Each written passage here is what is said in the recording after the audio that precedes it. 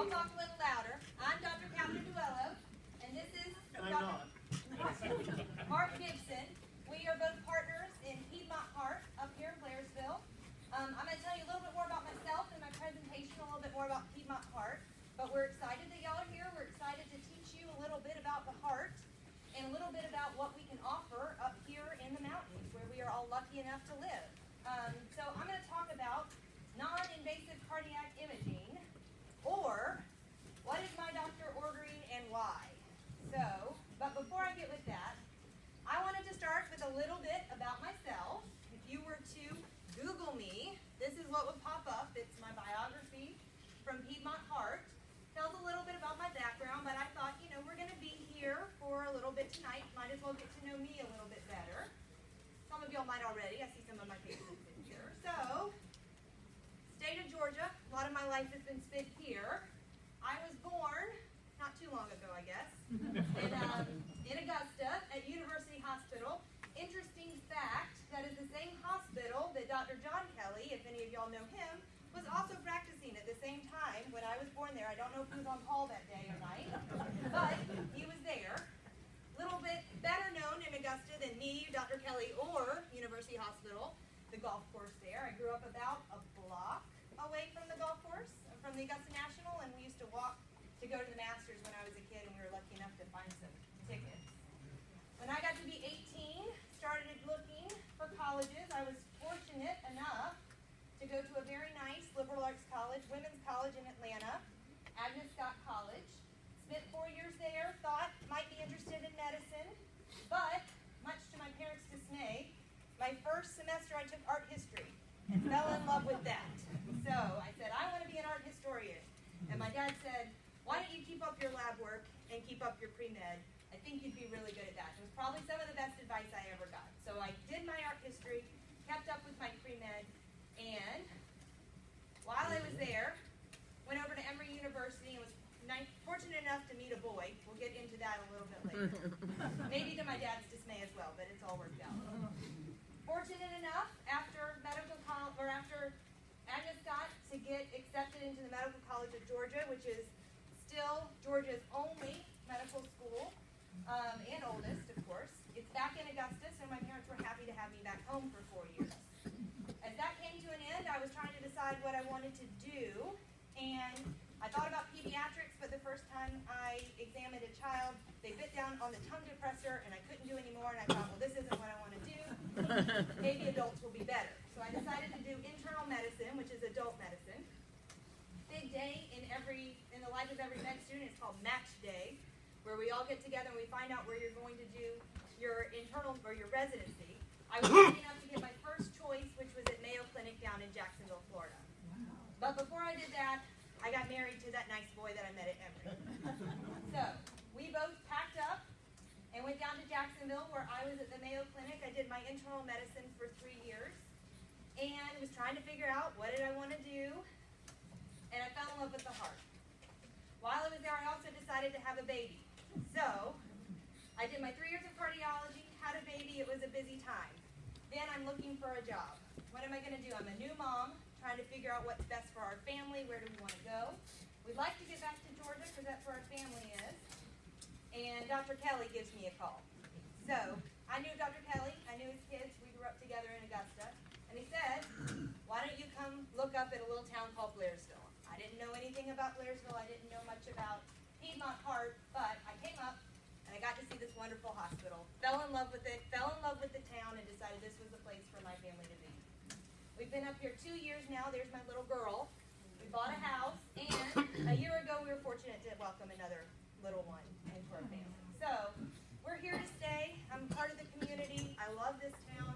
I love Piedmont Heart, and I think it's just a blessing that I'm here to talk to y'all tonight and get to talk to y'all about the heart. So that's a little bit about me. I wanted to give a little bit on what is Piedmont Heart Institute. So it is an extensive, as you can see, connection of cardiologists. We're all one practice of cardiologists. There are about 112 of us now. Wow. We're rapidly expanding, but we kind of are a spoken hub type system where you'll have offices like us that provide care, and we do a lot in our little hospitals, but if you need advanced tertiary care, we have a great, amazing facility in world-class care. I told you before I was at the Mayo Clinic, so I've been around world-class care, and I have to tell you, Piedmont is right up there with it. And if you talk to any cardiologist in this country, they know Piedmont Heart. It is a fantastic group of doctors, all there to innovate and bring together patient care. So, I wanted to just show you this quick little video on Piedmont, and then we'll talk a little bit more about the heart.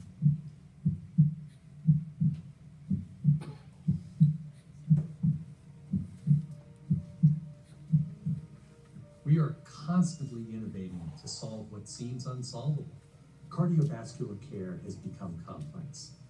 By putting providers that do different things on the same team, we create better value and therefore better outcomes. What makes us unique is that we put the patient at the center of care. Piedmont Heart is a physician-led program. It gives us the opportunity to be empowered to do what is best for our patients to have great clinical outcomes. We take patient satisfaction as one of our highest goals. Although we have a large footprint, we can still provide one-on-one patient-to-doctor relationship at the local level. What I really like about Piedmont is that we give every patient a chance, even if they're not the perfect candidate, and a chance at a meaningful life. We are the referral of choice for those cases that seemingly have no other place to go. We rank in the top 10 in our case mix index. We offer an environment that provides the most complex, high-level, early technology to our patients to provide them the best care possible. The culture of Piedmont Heart Institute is one of innovation. Our commitment to research not only advances science, but it also offers targeted therapies to patients much sooner. Our coordination of care with our referring doctors is unprecedented. The soul of Piedmont Heart is related to its physicians. There's absolutely no competition.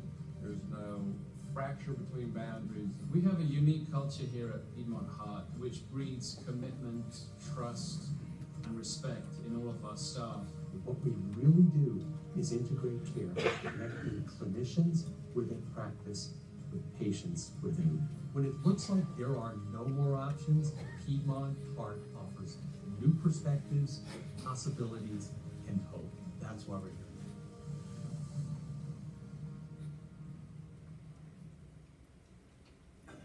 So, that's a little bit about me, about where we work in Piedmont, but I wanted to talk to y'all a little bit about cardiac imaging. That's my specialty. I mentioned to you I'm a art history major, so I guess it's kind of natural that I gravitated to imaging and enjoying to read and interpret images.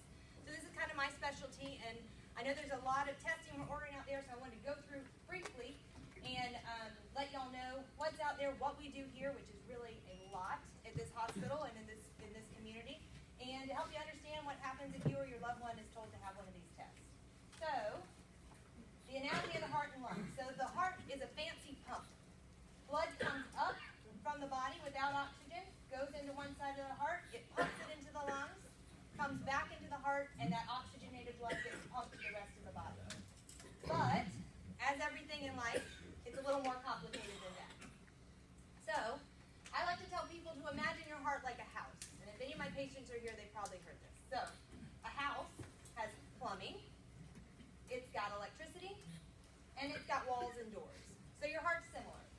In the heart, your plumbing are these coronary arteries that are coming off that aorta and supplying the heart muscle with blood. The electricity is going through the heart muscles, helping the heart pump together in sync.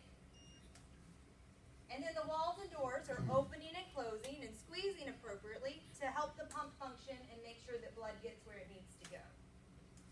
So, how do we look at the heart? Well, for many years, the only way we had to look at the heart was to actually take it out of the body and look at it. And here we've got Da Vinci, some of his sketches, and a Rembrandt, showing what doctors had to do for centuries and millennia until about 50 years ago, and not that long when you really think about the history of medicine. Only in the past 50 years, all of this has developed, where we can now have CT scans, MRIs, nuclear tests, ultrasounds, to look at the heart and see how it's functioning without actually having to go inside the body. It's pretty amazing when you think about it, and one of the things I love about cardiology. But let's take one more step back and and talk about the EKG. I think most of us are familiar with the concept of an EKG. Probably most of us in this room has had one. But what are those squiggly lines? So what it's doing is looking at the electricity of the heart. It's making sure that that pacemaker is working properly and that the top and the bottom part of the heart is communicating. It's also a screen for any major structural or plumbing problem. So if your doctor gets an EKG, they may say, ooh, I'm a little bit concerned, the electricity looks off, we may need to get another test. Also, it can identify, if you've got chest pain, any plumbing blockages in those heart arteries, and it can be performed with exercise as a stress test. So a very useful, cheap, old technology that can tell us a lot of information about your heart. How's it done? We put electrodes on your chest and your arms and your legs, and the electrical impulses from the heart are measured on special paper. We then look at it. Takes less than 5 minutes. You can perform them in your doctor's office, urgent care, ER, anywhere. It's a great test. You can walk on the treadmill with it like we'll see, and it can be used as a stress test as well. Also, the only problem with EKGs is they're in real time. So when we take that EKG, we only know what your heart was doing for that second. But what about people who are maybe having heart fluttering, maybe they're passing out? We might want to know what their electricity is doing over a longer period of time. For that, we have some long-term ECG monitors. These are things called Holter monitors, where you may put some stickers on your chest and wires. Good news is we're trying to get the technology to make these wireless. So hopefully in the next 5 years that will be coming. Also, and these can be worn up for a day or up to 30 days. Also, and Dr. Gibson does this procedure here, where we'll implant this tiny little thing about the size of a paperclip under your skin. It can monitor your heart rhythm for up to 3 years. So we've got echocardiograms as well. So these are looking at the walls and doors. So it can check if the heart pump is weak or if portions of it are weak. It can check that the valves are all working properly. Your doctor might order this if they hear a murmur when they listen to your heart with a stethoscope, or if you've got symptoms such as shortness of breath, passing out, swelling, chest pain. And I'll see if I can get a little video for y'all here just to see. So these are just some images of what an echocardiogram would look like. Really a great test. We get a lot of information. There's no radiation with this. It's sound waves. It's a fantastic test that we can do. And we do this again in the hospital and in the clinic. So, again, it uses sound waves to look at your heart. They're interpreted by a computer, and they're able to produce images like we just saw.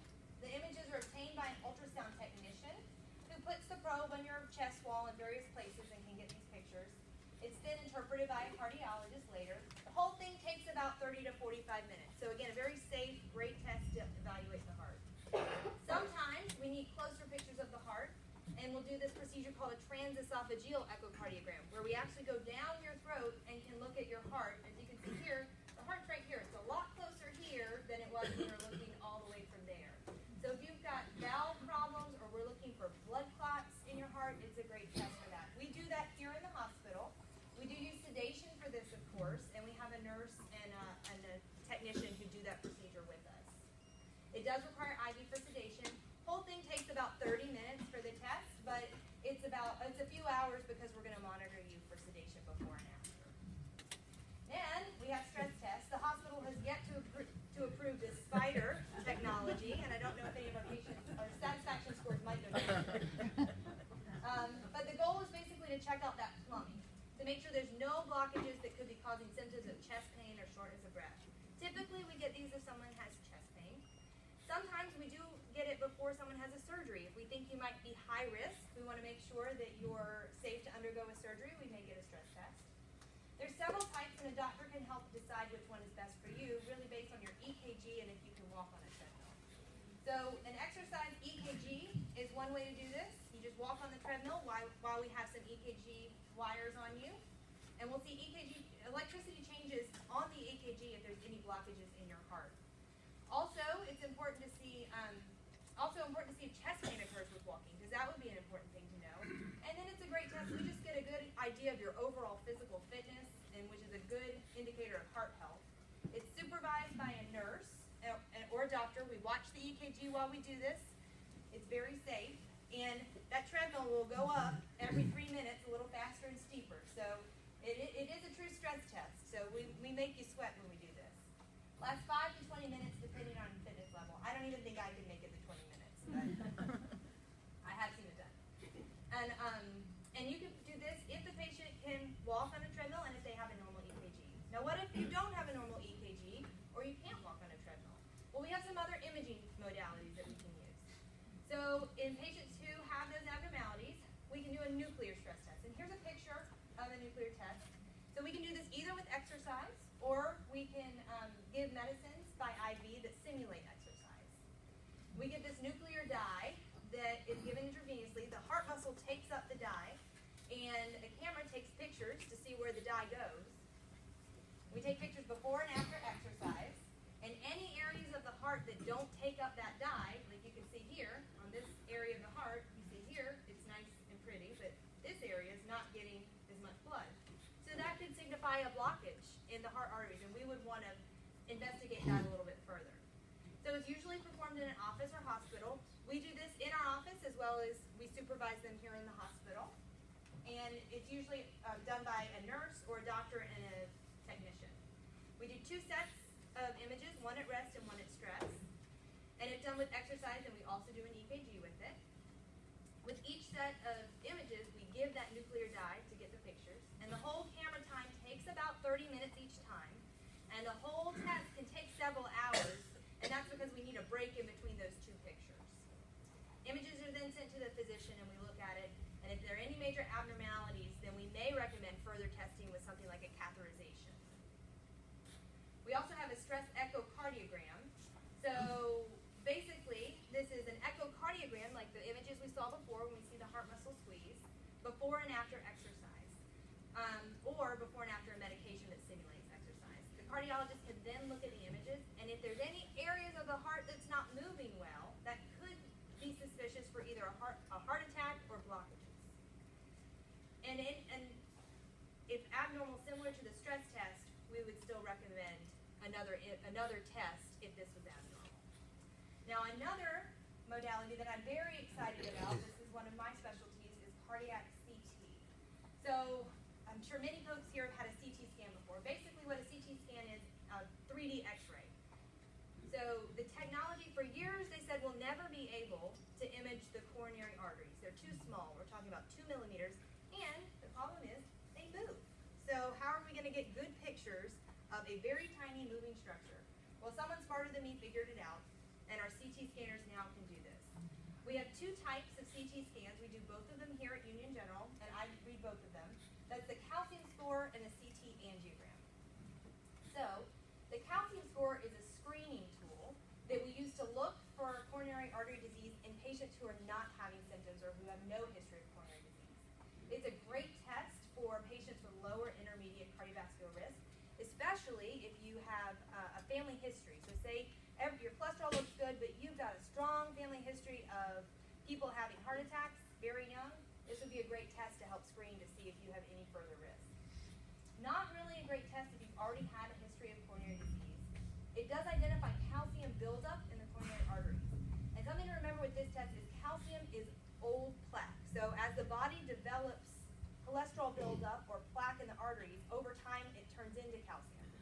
So we're not identifying newer plaque. Really, we're just looking at the old plaque. What that does is not tell us if there's a blockage, but we can put your score into a calculator and tell you what your risk is. There's no contrast necessary, no IV. Very low radiation for this, about the same as a mammogram, and it takes seconds. Now, the caveat as of now is insurance does not cover this. It may in the future. We just got a new recommendation on our new cholesterol guidelines that this would be indicated. It's $145 here at the hospital, and it's very easy. You just come in and get it. Coronary angiography is another type of CT scan we do. So this is a CT scan that we do an IV and give contrast, and it looks at the plumbing. So here you can see a picture. It lays out very nicely. This is a coronary artery, and I think it doesn't take too much to notice that that looks different than the rest of the artery. This is a catheterization where they actually go in the heart with catheters and shoot dye in there, and you can see similarly there's a blockage there that they were able to fix with this stent. So we may do this if you have chest pain, or sometimes if you have an abnormal stress test and we're not quite sure we need to send you down to Atlanta for a catheterization, we may do this test. We can identify new and old plaque versus may not be a great test if, one, you've got stents already. It can't really look to see if those stents are open. That's just a limitation of it. Or if you have a lot of calcium, which actually a lot of us get as we age, it may not be the best test. But it's a great test, and it can really save some trips to Atlanta, and it's low risk. If there's a significant blockage, though, we may still have to send you to Atlanta to then have a catheterization to get that fixed. One caveat is the heart rate has to be slow and regular. So if you've got any rhythm issues, atrial fibrillation, things like that, also may not be the best test. It does require IV contrast, and it's performed with an EKG. The whole thing takes about 2 hours, but the images really are taken over just a minute or two. The radiation dose is higher than that calcium score. It's about the same as if we were to do a catheterization. Insurance will cover this if it's ordered for the right reasons. And the technology is really rapidly advancing. There's the possibility that CT scans could replace those nuclear stress tests in the future. Also, for some people, also the possibility that we may be able to do diagnostic catheterizations, mean planned for stenting with the CT scans, and we may not have to go in there for everybody. So it's got a lot of potential. It's still a rapidly developing technology that I'm really excited that Union has very smartly invested in. Not all CT scanners can do this, but Union a few years ago, even before I came here, invested in a scanner that does this, and no other hospitals around the area have a scanner that can do this. Cardiac CT can also be used if you need a valve replacement. We can do your scan up here. They can plan it and save you some trips down to Atlanta. So, finally, we have cardiac MRI. This is the only test we do not do here at Union. It uses magnetic field, radio waves, and a computer to show detailed picture of the heart, as you can see here. It's really good at looking at the structure, those walls and doors. We can see the valves opening. We can look at all the heart muscle. Not as great at the plumbing issue. That's more for a CT scan. It can identify old heart attacks or scars. It does not require radiation. You do use IV dye, but not the same kind as a CT scan. And really, this is only performed at larger centers. I think in Georgia, Emory does it, Piedmont does it. Not a lot of places have this technology. So, doctor says you need one of these tests. Where can you get them? Well, as you can see, most of the testing, all of that cardiac MRI, we do right here in this hospital.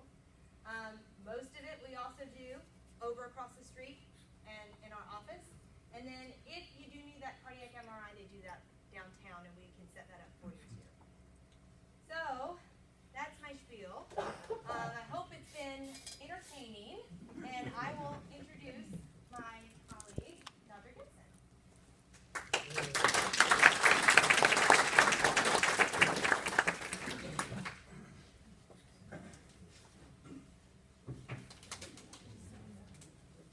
We have ways of making you talk.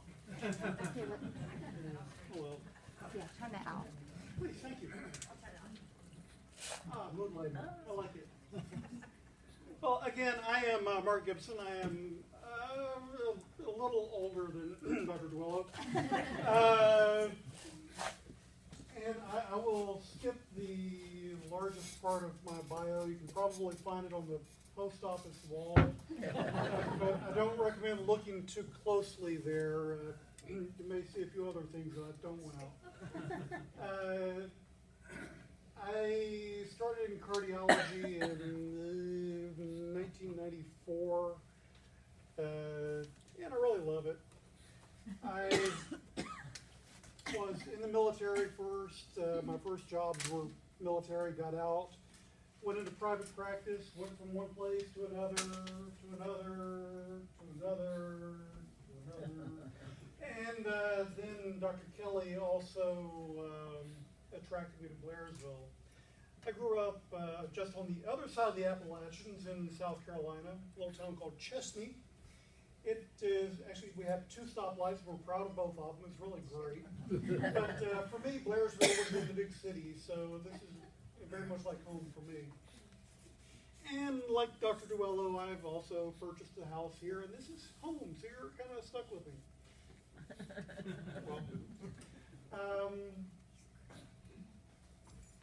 I am not particularly good at standing at a lectern and going through a slide series. If I do that, I put myself to sleep, and it's really embarrassing. So I'm probably going to walk all over the place. If anybody can't hear me, just yell or throw something. I was really glad to see they had no rotten tomatoes. How many people have been to a Dine with the Doctor with the Piedmont docs before? Me too. Good. Well, I've done several of these. We've talked about atrial fibrillation. We've talked about pacemakers. We did a cute little thing called Die with the Doctor. I mean, how not to die with the doctor. And I thought rather than me coming in here and just kind of prattling on about whatever, I would get a little feedback from you guys about what you'd like to hear. So anybody shout out something and we'll figure out if I know enough about it to talk. Yes, sir. My wife has been tested a number of times. She was a police officer. And they took her to the hospital. They determined she had a right bundle branch blockage. Okay, good. Which apparently is not as serious as one might think, but how do you detect it and what is the issue with it? When Dr. Duello was talking about the electrical system in the heart, the right bundle and the left bundle are part of that. So basically, blood comes into the heart from the top and then also goes back out through the top also. So if the top part of the heart squeezes before the bottom part of the heart, then the bottom part just kind of bulges out, you don't get anything. So what you want to do is get the bottom part of the heart to squeeze before the top. Well, the part of the heart that's telling the rest of the heart when and where it's supposed to squeeze is also the top part of the heart. So let's see, top, how do you get it down to the bottom? Well, there are a couple things that happen. The heart's pacemaker area is known as the SA node. It's in the upper right chamber of the heart called the right atrium. It sends off an electrical impulse that goes across to the left atrium and then down to a little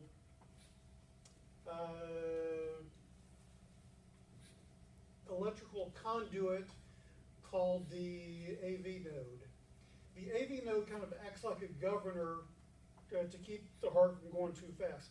Just as an aside, I grew up in South Carolina and rode the buses there. And when I was in the first grade, I heard that there was a governor on the bus, and I was so excited that I was going to get to meet the governor. To find out that it was just keeping the bus from going over 35 miles an hour was really a disappointment, but I somehow made it through the pain. After you get to the AV node, there's a little bit of a pause, and there are a couple of pathways that get the heart, the electrical impulse go to the bottom part of the heart. One is called the left bundle, and the other is called the right bundle. Remarkably, one of them is on the left, and the other is on the right. It's amazing how that works out. Well, the left bundle splits immediately into the left anterior fascicle and the left posterior fascicle. Well, that means one goes in the front and one kind of goes along the back. It's sort of a built-in redundancy.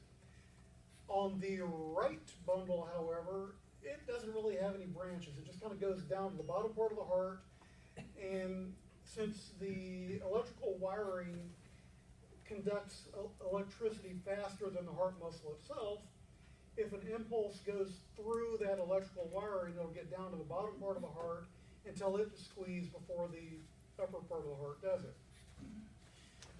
What happens with a right bundle branch block or a left bundle branch block is that for whatever reason, there is a short circuit. It just kind of gets there and it doesn't go down that pathway anymore.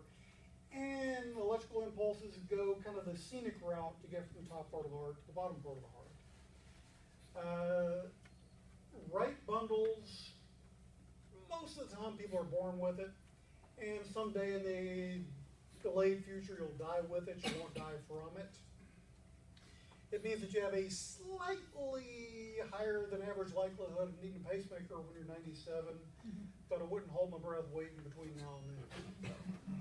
Now, sometimes right bundle branch blocks can go along with pulmonary emboli and that kind of thing, blood clots going up to the heart. Those are generally transient. but very seldom is a right bundle associated with blocked arteries or anything scary. Now, a left bundle branch block can be a little bit more worrisome. You can be born with that also, but not uncommonly, heart attacks can cause a left bundle branch block or part of that heart not getting good blood flow. But with a right bundle, that really doesn't typically apply. Thank you. Okay. Next. Yes, ma'am. Leaky valves. Leaky valves, oh my goodness. Not leaky valves. Been told that we get them automatically comes with age, to a certain degree. Some people are- Well, But okay.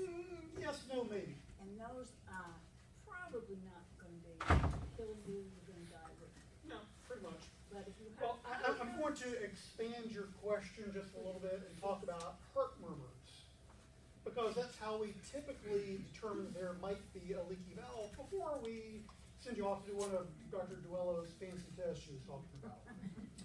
A heart murmur is just turbulent blood flow. Well, who cares about turbulent blood? And squeeze it. Actually, it isn't. Usually, blood flow goes through the heart and through the vascular system, what we call laminar flow. There's not a lot of turbulence. It's fairly smooth as it goes through, so it doesn't make noise. So there are three typical causes of a heart murmur, and the easiest way to think of it is to think about a garden hose. Okay? I've got my garden hose here, and I'm outside washing the car, and my wife is over there, and she doesn't know. So I put my thumb over the end of the garden hose, and three things happen. One is that I get a good squirt. Shh. The other is makes noise, and the other is I generally get slapped. But cause number one of a heart murmur, therefore, is normal blood flow through a narrowed opening. That's what we call a murmur of stenosis. When a valve is supposed to open this big and it only opens that big or whatever. Going back to the next cause of a heart murmur, take the same garden hose and instead of putting your thumb over the end of it, poke a hole in the side of it. Two things happen. One is the little geyser squirts out the side, and the other is it makes noise. It goes psh. Therefore, cause number two of a heart murmur is a leak. So a valve, there's nothing, not all leaks are pathologic. In other words, just because your valve leaks a little bit doesn't necessarily mean it's a bad thing. There is nothing external to the valve, unlike my faucet that I can turn on and turn off from the outside. There's nothing that forces the valve open or close. It's a difference in pressure on one side of the valve versus the other. So if this is my valve right here and the pressure is higher down here, it pushes the valve open. If the pressure is higher up here, it pushes it closed. So as the valve goes to a close, there's going to be a little squirt, little squirt, little squirt. And if you have a good enough quality imaging, say echo, MRI, whatever, you can see that little trivial leak across the valve, and there's really nothing to it. Now, what can also happen is that the valve may be deformed in some way. Say the valve is supposed to close like this, and instead of closing like that, it goes like that, and then it goes flop, flop, flop. That would be mitral valve prolapse, or somebody that has a flail leaflet because one of the little heart strings broke, a cord, and the valve is supposed to close like the gable of a milk carton or a house, and instead it buckles, which allows blood flow to shoot through there and make noise. That one can be problematic. Another thing that can happen with a heart valve is just with normal longevity, you build up calcium in the valve. One of the things that happens as you get older is calcium goes where you want it to be to all those places you don't want it to be. Where you want it to be is in the bones, making it nice and strong, no osteoporosis here, but it gets into the joints and it's arthritis. It gets into the arteries and it's hardening the arteries. It gets into the heart's electrical system and causes short circuits, rhythm problems, whatever. And it gets into the heart valves and makes it a nice supple heart valve. It's supposed to do this, get real stiff as it opens, real stiff as it closes. So So it doesn't open well, doesn't close well. You got this rock here that used to be nice and supple, but instead now you've got just two pieces of rock and it leaks around that. Much more common to have significant valve calcification if you had rheumatic fever when you were a kid or something to that effect. But it can happen just with normal aging as well. Now, cause number 3 of a heart murmur is take that same old garden hose and you run it at low flow rates and you really don't hear the water going through it. But if you really crank up the faucet, you start hearing little bubbles go through. So basically, you're hearing the turbulence as it's going through there. So cause number 3 of a heart murmur would be increased flow through normal pipes. Now, most people at one point or another in life will have a heart murmur. It can be during pregnancy, it can be while you've got a fever, or it can be just a normal innocent murmur, whatever. You have one when you were a kid, you grew out of it. Most of the time a heart murmur is fairly innocuous unless it's very loud, or it's in an unusual spot, or you didn't have one last week and you've got one this week, or you've got some other symptoms that go along with it, say chest discomfort, shortness of breath, rhythm problems, you're gasping like a guppy out of water and you're not in water. By the way, I'd like to appreciate everybody coming to a nice version of Drown with the Doctor. And you're brave beyond all imagination. So that's basically the story of leaky valves. Usually a mild to moderate valve leak, you'll live as long with it as without it. It really doesn't matter. You do an echo, an ultrasound of the heart every couple of years just to make sure it's gotten significantly worse. If it's in the moderate to severe range, at some point the heart's not going to do real well with that and it might need to get the valve fixed. Either repaired or replaced or whatever. Thank you. Sure. Next question. Yes, sir. For years and years, we were taught in CPR that you give breaths and chest compressions. Now on TV it says you give chest compressions as fast as you can sing a rock and roll song. What do you think is the right method for CPR? The really cool thing about CPR is that there is absolutely no pressure whatsoever on the person who is performing it. Because you can't make the person worse off than they are to begin with. Okay. You can only make them better. So whatever you're doing, they're going to be better off than you not doing it at all. Whether you're up there doing or whatever. You didn't know you were going to get dinner and a show, did you? So right now the thought is to try to get as much flow as possible and give breaths as you can. It's very difficult with one person to go 1, 2, 3, breathe, 1, 2. So you give 30 compressions and then 2 breaths, 30 compressions, 2 breaths. But honestly, just do the best you can, and they're a whole lot better off than if you weren't there trying.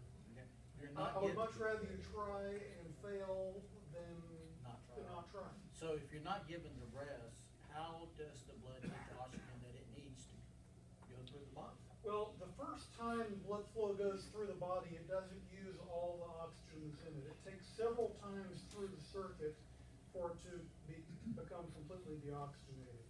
So what they're typically telling you to do now is give 2 rescue breaths, give your 30 compressions, and then 2 more breaths, 30 compressions. If you've got somebody else there working with you, it makes it a whole lot easier. But the latest that's out is that you don't give any breaths at all. You just start compressing and give it your best shot. And you'll get some air that goes in and out just from the chest going up and down. But the key to most CPR type settings is usually getting the heart shocked as quickly as possible to get them out of whatever nasty rhythm they're in. But please remember that they can't be any worse off when you finish with them than they were when you started with them. If somebody is awake enough to be irritated with me because I accidentally broke their ribs, I'll take that. You take it. I'll take that. Yes, sir. Do you link the association between periodontitis and root canals with heart disease? Has to do with inflammation. You know, the idea that plaque slowly builds up over time in an artery or whatever is the way we thought it was back in the 70s. Now better imaging, better ways to track things. Find out that a lot of coronary artery disease is related to inflammation, which is probably why drugs like statins work as well as they do, independent of how well they reduce cholesterol. Because statins also have an anti-inflammatory effect, just as an aside. So the same types of things, when you have a chronic inflammatory process, say an abscess tooth or really nasty teeth, the body's revved up for this inflammatory thing, and it's probably going to start hitting things that are more normal. Hence your arteries, etc. So it's generally a good idea to have your teeth in as good a shape as possible. The other thing with the whole dental caries thing is that bad teeth are a really good way to get a heart valve infection, which is a really bad reason to have a leaky heart valve, and it's not something you want to do. So that's the basic link. Yes, sir. What about two baby aspirins to prevent a heart attack? Is that still information? For years and years and years, I told people that I wish that they would put aspirin in the water instead of fluoride, because it does a whole lot more for you than fluoride ever dreamed of. Aspirin, if you don't do anything else, reduces the risk of heart attack or stroke by 20 to 25%, reduces your likelihood of dying of one by 50%, reduces the risk of colon cancer by 18%, breast cancer by 15%, head and neck cancer by 12%, reduces the likelihood of Alzheimer's disease and blood clots. However, the people who get the most benefit from aspirin are people who already have coronary artery disease, have already had a stroke, have already had something, and you're doing what's called secondary prevention. In other words, primary prevention is trying to prevent the first event. Secondary prevention is trying to prevent any follow-on events. People who have had one event are at a much higher risk of having a second event down the road. Now, the reason that ACC, AHA, and all those folks kind of backed away from giving out aspirin in Pez dispensers is that aspirin isn't a completely innocuous drug. It does increase the likelihood of bleeding a little bit. It increases the likelihood of allergic reactions a little bit.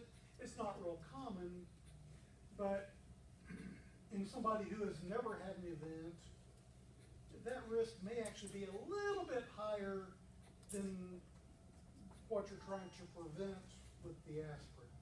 If, however, you have had an event, you've had a heart attack, a stroke, a TIA, which is a little mini stroke, something along that line, or you've had blood clots, or please, if you've got a heart valve, artificial heart valve, definitely you'd need to take aspirin religiously ad infinitum, or something similar to it.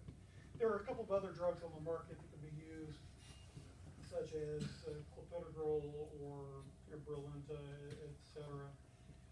Those tend to be more expensive ways to do the same thing. Aspirin's a great drug. It's been on the market since the 1860s, and we keep finding neat new stuff that it does. And now you don't have to boil the willow bark to get it, so there's not much downside. So if you have ever had a cardiovascular event, then aspirin is going to be your friend, unless you have a known allergy to aspirin, unless you have some kind of a bleeding problem, unless you have active ulcerous disease. What about Yes, sir. With regard to CPR again, excuse me. If we find a person who's had a coronary event and they have a very weak erratic pulse, should you give them CPR or leave them alone? If they have a pulse, they're not likely to do any better than they're doing on their own with CPR. So what you would want to do in that particular case is make sure that they've got a good airway and that they're breathing comfortably. So if they have a pulse, the heart's kind of doing its job, you pushing on it isn't going to do a whole lot to help it. Yes, sir. The electrical system and the ablation, Yes. which is very important, and yet because of the medication that you've taken, one or two doctors have said, no, we don't want to do that yet, and yet they're saying it also would help me 100% if it worked. Well, you know, if some doctors were coming in nuts every day at Christmas, and my question is, how do they know when you need something? Being one of 7 billion people, we're all different. It has to do with the risks and benefits of any procedure that you have done. I generally tell people that there are only a few reasons why a procedure is appropriate. One is if it's going to make you live longer. One, if it's going to make you feel better. And another would be, for cosmesis. Cosmetics really doesn't apply in cardiology. Just going to throw that one out there. Mind you, never is doc has boat payment due, is that an appropriate thing to do? The problem with any invasive procedure is, if everything goes perfectly and you got a great outcome, then everybody's happy. However, all invasive procedures tend to have risks as well as benefits. For example, a cardiac catheterization, which is a mainstay of cardiology for the last 4.5, 5 decades. You can't do bypass surgery without having a cardiac cath done. You can't really get a valve fixed without a cardiac cath having been done. You can't do balloons or stents or bypass surgery, etc. However, there's a 1 in 1,000 likelihood that if I do a cardiac cath on somebody, that I can cause a heart attack, stroke, or death just simply related to the procedure itself. So for me to recommend a cardiac cath on somebody means that your risk should be significantly greater than that 0.1% risk that I'm going to quote you for that procedure. So generally with ablations, there are certain types of ablations that are fairly high likelihood of success. There are others that likelihood of success is very much less impressive. So depending on the type of ablation that you need to have done, there may be more or less benefit compared to the risk that you're absorbing. Well, all they're going to do is kill some of the electrical systems. Or they can kill you, or they can perforate the heart, or they can take somebody who doesn't need a pacemaker and turn you into someone who does need a pacemaker. Or you can have a stroke, or you can have a pulmonary embolus. There's a whole laundry list of things, or the most common one is you get an infection. And you never want somebody to leave the hospital in worse shape than they were when they got there. So your doc will be very good at knowing what the risks are, knowing what the pros are, knowing what the cons are, and seeing if it is appropriate for you. Sometimes, for certain types of things, we say, well, let's fail medical therapy before we send you off for an ablation. Other types of ablations, let's do it yesterday. So it all depends on the indication for the procedure and the risks and benefits. Well, do people, like you say, do more ablations? Do they get more assistance from the major drug companies, or how does that all work? I mean, I find from talking with specialists and some geniuses in medical that I'm seeing dollar signs, and that's one thing that I really detest. And it's one thing that I detest also, which is why I said that you never do any procedure if you got a boat payment coming due. And I don't have a boat and I don't borrow money, so you're pretty safe here. Next question. Yes, ma'am. I'd like to know about an irregular heartbeat, if it's dangerous, what causes it. Okay. Well, that is an entire talk in and of itself. So I'm going to narrow it down just a little bit to the one that most people are familiar with, which would be atrial fibrillation, if that's acceptable to you. You have 4 chambers of the heart, the 2 upper chambers of the atria, and the 2 lower chambers of the ventricles. The usual job of the atria is twofold. It sets the rate and rhythm for the rest of the heart, and it primes the pump for the lower chambers. So usually the upper chamber squeezes upper, lower, upper, lower, upper, lower. With atrial fibrillation, instead of it going like that, the upper chamber kind of sits there and quivers, and the bottom chamber flies off on its own. It can either run fast, run slow, but it'll definitely be irregular. Some people have atrial fibrillation for 40, 50 years, would never know it unless somebody was checking their pulse or did an EKG. Other people are exquisitely sensitive to it and know exactly the moment their heart pops out of rhythm. Now, atrial fibrillation is an annoying rhythm problem as opposed to a life-threatening rhythm problem. Therefore, there are only 2 things that you have to do. One is to control the heart rate. You'd like the resting heart rate to be somewhere between 50 and 100.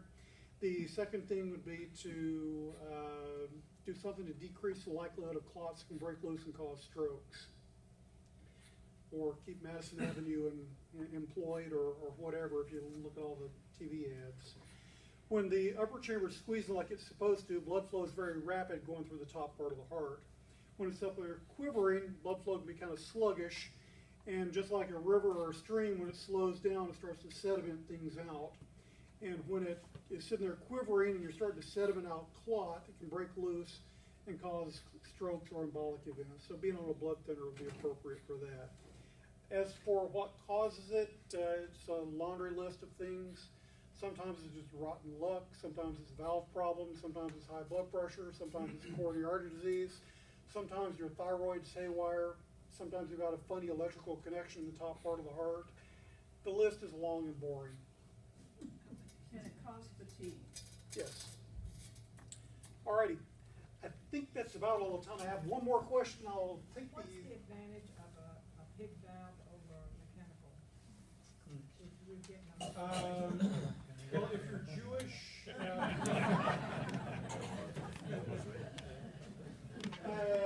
the advantage of a mechanical valve is that it will probably last as long as you do. The bioprosthetic valves, and I'll call it pig valve, we probably use more cow pericardial valves than we do pig valves anymore. But a bioprosthetic valve is going to last on average somewhere between 12 and 15 years, and you're looking at going back in and fixing it a second time. Generally, the older you are when you have the valve done, the more likely that the valve will last longer. Why that is, I have no idea. The advantage of the bioprosthetic valve is it generally does not require anticoagulation, so you're not going to be on Coumadin, unless you have atrial fibrillation or some other reason to be on a blood thinner. The advantage of the mechanical valve is they generally last, quote, forever. The disadvantage of the mechanical valve is that you have to be on a blood thinner for life. And that type of surgery also, generally, I know you can't say exactly, what are the risk factors of that type of surgery? Oh, Lord. Percentage.